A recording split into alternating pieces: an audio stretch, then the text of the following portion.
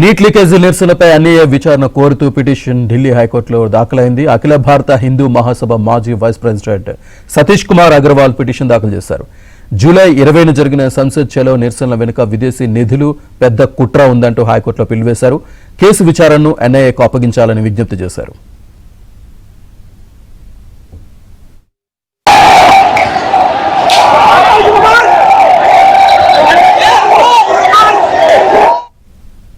ఢిల్లీలో మళ్లీ హింస చెలరేగింది. పోలీసులపై అల్లరిమూకలు దాడి చేశాయి. జంతర్ మంతర్ పరిసరాల్లో ఇంటర్నెట్ పై ఆంక్షలు విధించారు.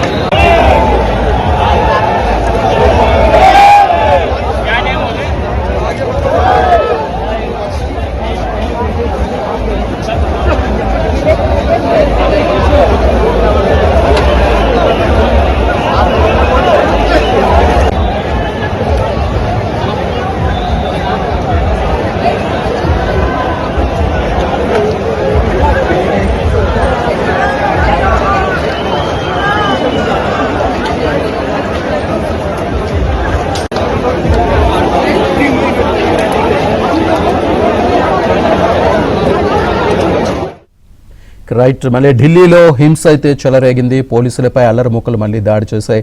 సో జంతర్ మంతర్ వద్ద అయితే ఇంటర్నెట్ పై ఆంక్షలు విధించిన పరిస్థితి కనిపిస్తోంది. పూర్తి డీటెయిల్స్ మా ఢిల్లీ బ్యూరో చీఫ్ కృష్ణ అందిస్తారు. కృష్ణ. శ్రీనివాస్, ఢిల్లీలో జంతర్ మంతర్ దగ్గర మళ్ళీ ప్రస్తుతానికి ఈ యొక్క ఏదైతే ఈ బీజేపీ ముసుగులో కొంతమంది అల్లరి మూకలు ఈ యొక్క ఉద్యమంలో చేరినట్టుగా తెలుస్తుంది. వాళ్ళంతా కూడా కొద్దిసేపు క్రితం అక్కడ ఉన్నటువంటి పోలీసులను తరిమికొట్టే ప్రయత్నం చేశారు. సో అది ఏ విధంగా జరిగింది, అసలు ఎవరు చిందుగా వచ్చారు అన్నది పోలీసులకు కూడా అర్థం కావటం లేదు. ఒకసారిగా పోలీసుల పైన వీళ్ళంతా కూడా తిరగబడినట్టుగా తెలుస్తుంది. కొంత ఉద్రిక్త వాతావరణం అయితే అక్కడ కనిపిస్తుంది. ఈ రోజంతా మామూలుగానే ఉన్నప్పటికీ కూడా ఏదైతే వంశం కేంద్ర ప్రభుత్వానికి కొన్ని షరతులు విధించి తను ఈ యొక్క నిరసన దీక్షను విరమించడానికి ముందుకొచ్చారు. ఏదైతే విద్యార్థుల పైన ఉన్నటువంటి కేసులను ఉపసంహరించుకోవాలి, కేసులు కూడా వెనక్కి తీసుకోవాలి, అలా గనక హామీ ఇస్తే తను తప్పకుండా ఈ యొక్క నిరసనను ఈ యొక్క నిరాహార దీక్షను కూడా మేము ఉపసంహరించుకుంటామని కూడా ఆయన చెప్పడం జరిగింది. అయితే కొద్దిసేపు క్రితం ఏదైతే ఈ జంతర్ మంతర్ దగ్గర ఇద్దరు ఏసీపీలు జయప్రకాష్, అదేవిధంగా మరో 4 పోలీస్ సిబ్బంది, మొత్తం 6 పైన ఈ యొక్క నిరసన ప్రదర్శనలో చొరబడినటువంటి సామాజిక వ్యతిరేక శక్తులు పోలీసులను గాయపరిచారు. ఈ గాయపడినటువంటి పోలీసులు వెంటనే సమీప ఆసుపత్రికి తరలించారు. ప్రస్తుతం వారి ఆరోగ్య పరిస్థితి స్థిరంగా ఉన్నట్టుగా సమాచారం. సాయంత్రం ఏదైతే ఈ యొక్క పంజాబీ బాగ్ రీజన్ లో పనిచేస్తున్నటువంటి ఏసీపీ జయప్రకాష్ పైన నిరసనకారులు రాళ్లు రువ్వడంతో ఆయన నొసటి భాగంలో గాయమైంది. ఆ తర్వాత ఘటన మరో రాళ్ల దాడిలో మరో ఏసీపీతో సహా 4 పోలీసులు గాయపడ్డారు.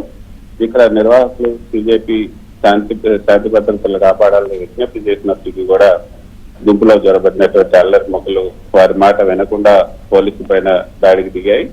శాంతి భద్రతలు విచ్ఛిన్నం చేయవద్దు, ప్రశాంతత పాటించాలని పోలీసులు మైకుల ద్వారా పదే విజ్ఞప్తి కూడా చేసినటువంటి పరిస్థితి. అయితే శ్రీనివాస్, శాంతియుతంగా నిరసన తెలపడం ప్రజాస్వామ్యంలో ప్రాథమిక హక్కు. అయితే తరచుగా పెద్ద ఎత్తున జరిగే ఈ ప్రదర్శనలోకి అల్లరిముఖలు లేదా సామాజిక వ్యతిరేక శక్తులు కూడా చొరబడి వాతావరణాన్ని విచ్ఛిన్నం చేయడానికి ప్రయత్నిస్తుంటాయి. ఈ ఘటనలో కూడా నిర్వాహకుల కంట్రోల్ దాటి ఆందోళనకారులు ప్రవర్తించారని మనకి అర్థమవుతోంది. జంతర్ మంతర్ వంటి సున్నితమైనటువంటి ప్రాంతం, ప్రతిష్టాత్మకమైనటువంటి ప్రదేశాల్లో రాళ్ల దాడి జరగటం పోలీస్ వ్యవస్థకు తీవ్ర సవాలుగా మారుతుంది. ఉన్నతాధికారులైనటువంటి ఏసీపీ స్థాయి అధికారులే గాయపడటం పరిస్థితి తీవ్రతకు అర్థం పడుతుందనే చెప్పొచ్చు. ఏదైనా సంస్థ లేకపోతే గ్రూప్ ఇక్కడ బీజేపీ నిరసనలకు పిలుపునిచ్చినప్పుడు అందులో అల్లరిముఖలు ప్రవేశించకుండా చూసుకోవడం, గుంపును అదుపులో ఉంచడం చాలా ముఖ్యం. కాబట్టి ప్రజా నిరసనల సమయంలో నిర్వాహకులు మరియు పోలీసుల మధ్య సమన్వయం లోపిస్తే ఇలాంటి హింసాత్మక ఘటనలు జరిగే ప్రమాదం ఉంటుంది. మరి ఇప్పుడు ఏసీపీ స్థాయి అధికారులపైనే రాళ్లు రువ్వారంటే మరి దీనికి ఎవరు బాధ్యత వహించాలి అన్నది కూడా చూడాల్సి ఉంటుంది. అయితే నిన్న మొన్న జరిగినటువంటి పరిణామాలు చూస్తే కొత్త సిజేపీకి సంబంధించి సిజేపీ చలో పార్లమెంట్ నిరసనలో కొంత విద్యార్థులు అయితే పై చేయి సాధించారు. అయితే ఇప్పుడు జరుగుతున్నటువంటి పరిణామాలు వాళ్ళకు అన్ని కూడా వ్యతిరేకంగా ఉన్నట్టుగా కూడా మనకు అర్థమవుతుంది. అయితే మరోపక్క శ్రీనివాస్, ఈ నీట్ లీకేజ్ నిరసనల పైన ఎన్ఐఏ విచారణ కోరుతూ ఢిల్లీ హైకోర్టులో కూడా పిటిషన్ దాఖలైంది.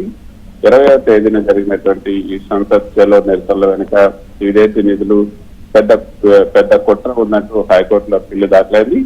అఖిల భారత హిందూ మహాసభ మాజీ వైస్ ప్రెసిడెంట్ సతీష్ కుమార్ అగర్వాల్ ఈ పిటిషన్ దాఖలు చేశారు. కేసు విచారణను ఎన్ఐకు అప్పగించాలని కూడా విజ్ఞప్తి చేశారు.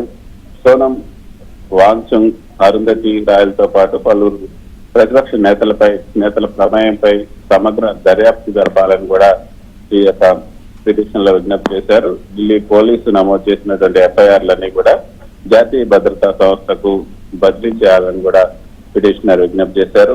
కొద్దిసేపు క్రితం మనం చూసాం శ్రీనివాస్, ఏదైతే జేపీ నడ్డా, కేంద్ర మంత్రి జేపీ నడ్డా జరిగినటువంటి విలేకరుల సమావేశంలో కూడా చాలా స్పష్టంగా ఆయన ఈ యొక్క నీట్ పేపర్ లీక్ అంశంపై పార్లమెంట్ వేదికగా చర్చించేందుకు ప్రభుత్వం సిద్ధంగా ఉంది. నరేంద్ర మోదీ నాయకత్వంలోని కేంద్ర ప్రభుత్వం బాధ్యతాయుతంగా ప్రజల అవసరాలకు స్పందించే విధంగా పనిచేస్తుంది. అయితే ఈ యొక్క తెలంగాణలో ఇంటర్మీడియట్ లాంగ్వేజ్ పేపర్, 10వ తరగతి లాంగ్వేజ్ పేపర్లు కూడా లీక్ అయిందని కూడా ఈ సందర్భంగా ఆయన స్పష్టం చేస్తూ, రాహుల్ గాంధీ ఈ రాష్ట్రాల విషయంలో ఎందుకు పక్షపాతం వహిస్తున్నారు, తర్వాత ఆయన పొలిటికల్ మైలేజ్ కోసం ప్రయత్నిస్తున్నారు కానీ నీట్ సంబంధించినటువంటి అంశంపైన ఆయన ప్రయత్నం చేయట్లేదన్న ఆరోపణలు కూడా గుర్తించారు. Right, thank you Krishna.